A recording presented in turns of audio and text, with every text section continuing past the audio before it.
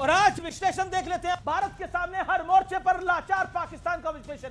युद्ध का मैदान 1965 में हराया, 1971 में दो टुकड़े किए, 1999 में अटल बिहारी वाजपेयी की सरकार ने कारगिल में बखिया उधेड़ के रख दी पाकिस्तानियों की और उनके पालतू आतंकियों की।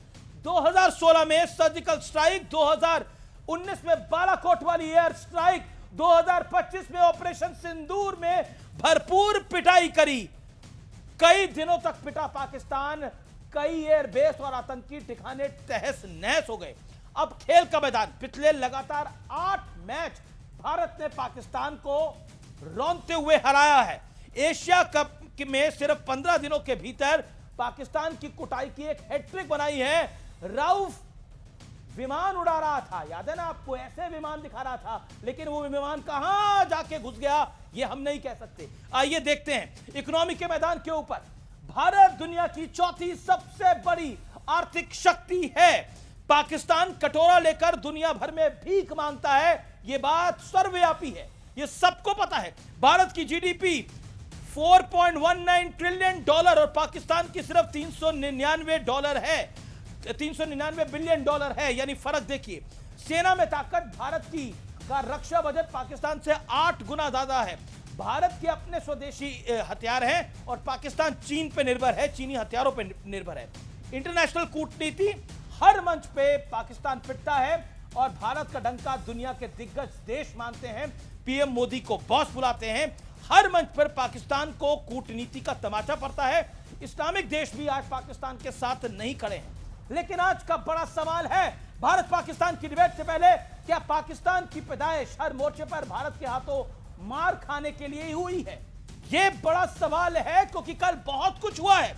मेरे साथ बात करने के लिए भारत की तरफ से शहजाद पूनावाला है, भारतीय जनता पार्टी के प्रवक्ता है, जो कि रूलिंग पार्टी है। मेरे साथ इस चर्चा के अंदर मेजर रिटायर्ड गौरव आर्य हैं, जाने माने रक्षा विशेषज्ञ। मेरे साथ इस चर्चा में जुड़ रहे हैं फैज खान, मुस्लिम राष्ट्रीय मंच के, उनका अभिनंदन है। मेरे साथ इस चर्चा में जुड़ रहे हैं फकर यूसुफजई, पाकिस्तान के पत्रकार हैं। आरजू काजमी, पाकिस्तान की पत्रकार हैं, उनका स्वागत है। अब्दुल समद याकूब, नेता पीटीआई के हैं, उनका स्वागत है। मैं सबसे पहले आज की शुरुआत आपसे करता हूं फकर यूसुफजई, और आपसे मेरा सवाल है, क्या आपको लगता है कि आपको ऐसा लगता है कि आज की परिस्थिति के अंदर फकर साहब एक बात बताइए, आज की परिस्थिति के अंदर पाकिस्तान को भी पता लग गया होगा कि भारत के सामने उसकी कितनी हैसियत है। अब मैं ये बात बोलना नहीं चाहता था, लेकिन फिर भी पूछिए मैंने। देखिए, हर चीज का अगर हम कंपैरिजन करेंगे वो अलग अलग है। स्पोर्ट्स में एक वक्त था कि पाकिस्तान टॉप पे हुआ करता था और मैचेस जीता करता था इंडिया के खिलाफ, लेकिन अब एक वक्त ऐसा है कि हम मुसलसल 15 दिनों में 3 मैचेस आ रहे हैं। फिर आज आपने बात की कि इकोनॉमी की 4 ट्रिलियन की है और पाकिस्तान की 300, इसमें कोई डाउट नहीं है, बहुत सारी चीजों का डिफरेंस है, फर्क है। ना पाकिस्तानियों को इनकार और ना हिंदुस्तान के लोगों को इनकार और ना करना चाहिए।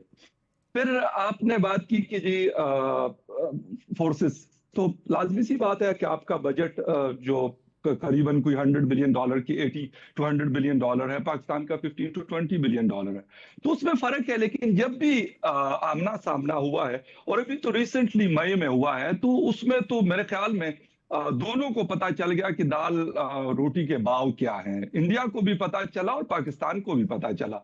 ये आप नहीं कह सकते कि पाकिस्तान यूं करके हाथ बांध के बैठा हुआ था और इंडिया आके उसकी पिटाई कर रहा था, तो ऐसा तो नहीं हुआ, ये बिल्कुल कंफर्म है।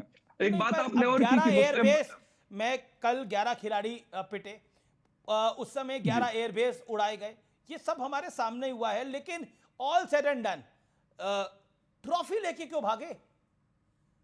ट्रॉफी और मेडल लेके क्या करेंगे? मैच तो हार गए। नहीं, मैच तो हार गए, लेकिन जो मैं कहता हूं कि इससे पहले भी क्रिकेट होती रही है। अब हिंदुस्तान की हुकूमत को हुआ क्या है, पहले तो इसको आप लोग डिसाइड कर लें, ये फैसला कर लें कि आप अगर खेलते हैं तो फिर मतलब प्रॉपर तरीके से खेले, वरना ना खेले, कोई फर्क तो आपको वैसे भी नहीं पड़ता। मैं तो हमेशा से ये बात करता हूँ, और इतनी बड़ी आप लोगों की इकोनॉमी, अगर पाकिस्तान के साथ नहीं खेलेंगे तो खेलने क्यों आते हो? सबसे बड़ी बात तो ये मेरे ख्याल में इंडिया को ये अनाउंस करना चाहिए, नरेंद्र मोदी साहब को, जय शाह जी को, या बाकी लोगों को, अमित शाह साहब को, कि भाई पाकिस्तान के साथ जिस तरह बाकी चीजें कट ऑफ हुई है तो क्रिकेट क्यों खेली जाती है? सबसे बड़ी बात है कि क्यों क्रिकेट खेलता है इंडिया? शहजाद पूनावाला बीजेपी के स्पोक्स पर्सन है, यहाँ पर रूलिंग पार्टी है इंडिया की। ओके, पहले अमीश जी, पाकिस्तान हैज मेनी फकर्स, तो आपकी फकर पे जो पकड़ है उसको थोड़ा इंप्रूव कीजिए। फकर जमान भी है, ये फकर भी यहाँ पे बैठे हैं, तो पाकिस्तान हैज मेनी फकर्स, तो थोड़ा सा जबान जो है उसमें आपके, मैं देख रहा था आपकी जबान फिसल रही थी, तो फकर, इसी फकर बोलिए सर, फकर एपिग्लोटस ने फकर, फकर, ठीक है। दूसरी बात, फकर साहब आपको बता दूं, अब बाकी सब तो छोड़ दीजिए, हमारी एक LIC नाम की कंपनी इंश्योरेंस बेचती है, उस कंपनी का मार्केट कैप आपके पूरे घटिया देश से ज़्यादा है। जस्ट फॉर योर इन्फॉर्मेशन फकर, एक कंपनी है, उसका जो मार्केट कैप है आपसे, आपके देश से ज़्यादा है। तो मान लो 1-2 इंश्योरेंस बेच लेंगे तो पता नहीं क्या क्या खरीद लेंगे आपके देश। फकर सुन तो दो, फकर सुन तो दो, अरे कंपनी इतनी है तो इतनी है। अच्छा फकर साहब, दिल बड़ा कर दो यार, छोड़ दो। अभी सही पकड़े, अभी अभी बिल्कुल सही पकड़े अमीश जी, फकर। हाँ, अब फकर जी थोड़ा रुक जाइए ना, ये ऐसे तो नहीं आप कर सकते ना। सुन लीजिए अब तीसरी बात, अमीश जी आप इतने सरप्राइज है, ये जब जन्मा देश तब इसने लैंड चोरी की, फिर नेहरू जी की बदौलत इन्होंने पानी चोरी की, फिर उन्होंने मिनरल्स की चोरी की, IMF के पैसों की चोरी की, आजकल ये कप और ट्रॉफी चोरी कर रहे हैं। तो ये खानदानी चोरों का देश है, ये खानदानी चोरों का देश है, खानदानी चोर है भाई, खानदानी चोर है। अब मैंने एक कविता लिखी है, आप यहाँ पे कविताओं का शो करते हैं, पर आज मेरे अंदर का कवि जागा है। Fakhar please listen, you will like it. पहले ऑप सिंदूर में, नाम थोड़ा, आई डोंट नीड दैट भाई। हाँ सर, आप कविता नहीं सुनते? ठीक है, आप मैं नहीं सुनता। हाँ सुनिए, मत सुनिए, मुशायरा है, सुन लीजिए। पहले ऑप सिंदूर में हुआ था तू तबाह, अब ऑप तिलक ने दिखा दी तुझे अपनी जगह। मैच तो 3-3 बार तू जीत नहीं पाता, 65-71 कारगिल हो या सिंदूर, जब से जन्मा है हारना ही तुझे है आता। पर तू है भिखारी मुल्क, झूठ और भीख के अलावा तुझे क्या है आता। पहले दुनिया और IMF के पैसे चुराए, अब ट्रॉफी और मेडल है चुराता। अच्छा है तूने शाहिद आफरीदी के साथ जीत की रैली नहीं निकाली, अच्छा है तूने शाहिद आफरीदी के साथ जीत की रैली नहीं निकाली। दुनिया ने लाइव टीवी पे देखा, ब्रह्मोस हो या बुमराह, दोनों ने तेरी बजा डाली। हो जंग का मैदान हो खेल का, तेरे नसीब में लिखी है अखंड कुटाई, अखंड तबाही। बहुत इतरा रहा था ना, टी इज फैंटास्टिक बोलकर अभिनंदन को IWT रोक दिया है। अब जा बना पानी के बिना तेरी चीनी वाली चाय, अब जा बना पानी के बिना। फकर कैसा लगा? Fakhar, oh you are having tea without pani, इंतहा का फजूल हैं? आगे भी है, पर मैं आगे की वर्सेस नहीं पढ़ा हूँ, आगे की वर्ष पढ़ूंगा तो तबाही आ जाएगी। आप तो वर्ष पढ़ने वाले लोगों में से ही हैं, मैं आगे की वर्ष पढ़ूंगा तो बहुत दुख हो जाएगा।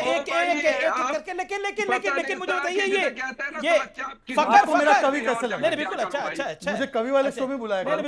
फकर एक बात बताइए, ये ट्रॉफी लेके क्यों भागे? ट्रॉफी और मेडल लेके जाने की क्या जरूरत थी? मतलब मुझे समझ में नहीं आया। ट्रॉफी ने 72 हूर हो मतलब ट्रॉफी से आप थोड़ी, ट्रॉफी रखने से थोड़ी आप जीत जाएंगे, वो तो इंडिया को हैंडओवर करनी पड़ेगी। अब करनी पड़ रही है ना ICC को हैंडओवर, बहुत कुछ करना और डांट भी पड़ी है इसको लेकर। यार बात सुने मेरी, जहां तक बात है ट्रॉफी की, हम मैच हारे हैं ठीक है, लेकिन बाकी चीजें हम जीते हुए हैं। सर, बहुत कुछ हारे हैं। नहीं है, अगर भागते होते ना तो आप लोगों ने तो बाइकआउट किया था, उसके बाद बेशर्मों की तरह आके फिर आप लोग मैचेस खेल रहे थे। कहा था ना कि बाइकआउट करेंगे, जब बाइकआउट कर रहे थे तो मैचेस क्यों खेले पाकिस्तान के साथ? कौन बॉयकॉट? अब तो हार के भी जीते। अपने आप को ज्यादा इंपॉर्टेंट मत समझो, ये एशिया कप था, पाकिस्तान के साथ कोई नहीं खेलना चाहता। पाकिस्तान जैसे आतंकी मुल्क को ना कोई दावत दे रहा है, ना कोई आपके घर में मैच खेलने जा रहा है। ये एशिया कप खेलने गए हैं। 78 ईयर्स से, ये आप देखते ओके, मैं कौन नहीं करता।